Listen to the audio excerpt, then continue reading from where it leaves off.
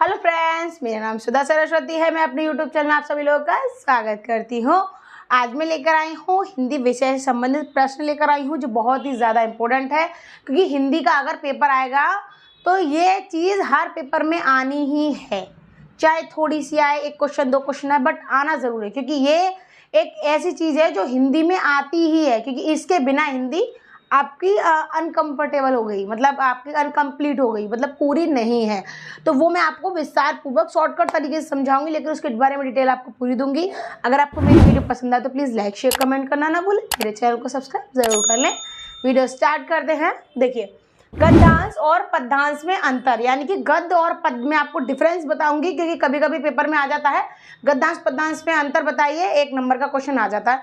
तो आप सरल भाषा में 1-2 चीज़ लिख सकते हैं, मैं आपको बता देती हूँ। देखिए, इधर साइड में गद्य है, इधर है पद, उनकी डेफिनेशंस की लिखी हुई है, मतलब उसके बारे में जनक कौन है तो वो मैं आपको बताऊंगी। देखिए, गद्यांश, सबसे पहला पॉइंट देखें गद्यांश में कि गद्य के जनक भारतेंदु जी हैं, यानी गद्य के जो जनक है, आप जनक को पिता कह सकते हैं, ठीक है।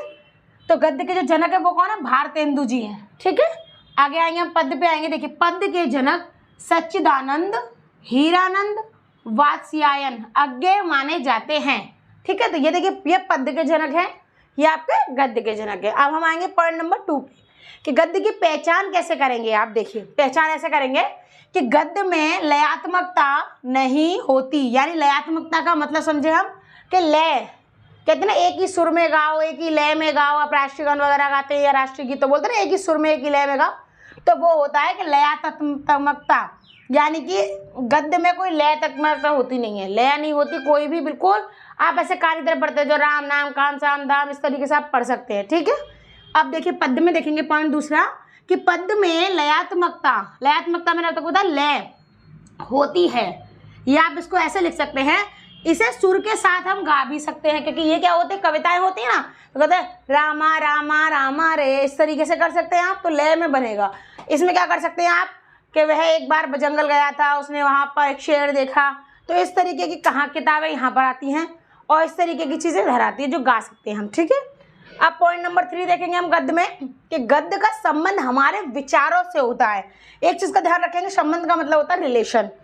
दूसरा पॉइंट देखेंगे, सबसे मेन है हमारे विचार, कि हमारे विचार क्या कहते हैं, ये उससे संबंधित होता है, क्योंकि इसमें क्या है, विचार ज़्यादातर आप देखिए भावार्थ वगैरह लिखेंगे, उसके विचार भाव प्रकट कीजिए, उसमें इस तरीके की चीज़ें लिखी होती है कि विचारों को प्रकट कीजिए, आप इसके बारे में क्या जानते हो उसके बारे में विचारों को प्रकट कीजिए। अब देखिए, पद्य का तीसरा पॉइंट देखेंगे हम कि पद्य का संबंध हमारी भावनाओं से है। देखिए, एक चीज़ देखिए, आप कोई कविता या कोई आपको कोई थॉट्स ऐसी चीज़ें हो जाती हैं, तो उसमें क्या होता है कि आपकी भावना मतलब आपकी क्या भावना है इसके बारे में, कभी लिखा होता है कोई कविता लिखी है उसके नीचे लिखा अपना भावना स्पष्ट कीजिए, ठीक है। तो ये इसका संबंध होता है भावनाओं से, इसका होता है विचारों से। पॉइंट नंबर 4 देखेंगे हम गद्य का, इसके अंतर्गत कहानी, उपन्यास, नाटक, निबंध, पत्र, यानी इसके संग सब चीज़ें बड़ी बड़ी साइज में आती है, ठीक है। कोई कहानी हो गई, उपन्यास हो गया, नाटक हो गए, निबंध हो गए, पत्र हो गया, आत्मकथा हो गई, और भी अक्षर। अब देखेंगे पद्य का चौथा पॉइंट देखेंगे कि इसके अंतर्गत गीत यानी गाने, भजन, कविता, गाना, ये चीज़ इसकी लय होती है, लय बनती है, वो चीज़ें आपके पद्य में आ जाती हैं। अब आगे आएंगे गद्य में, पॉइंट नंबर 5 देखेंगे कि गद्य में अलंकार का प्रयोग नहीं होता। जो हमारा अलंकार होता है गद्य में उसका प्रयोग नहीं होता, क्योंकि वो सादा सिंपल चलता ही रहता है कहानी कविता की तरह। अब देखिए, पद्य क्या है, पद्य में अलंकार का प्रयोग होता है, इसमें अलंकार का प्रयोग होता है क्योंकि ये कविता होती है, इसमें जगह जगह आपका पद, छंद, दोहे वगैरह से दिए जाते हैं ना, तो इसमें उसका यूज होता है।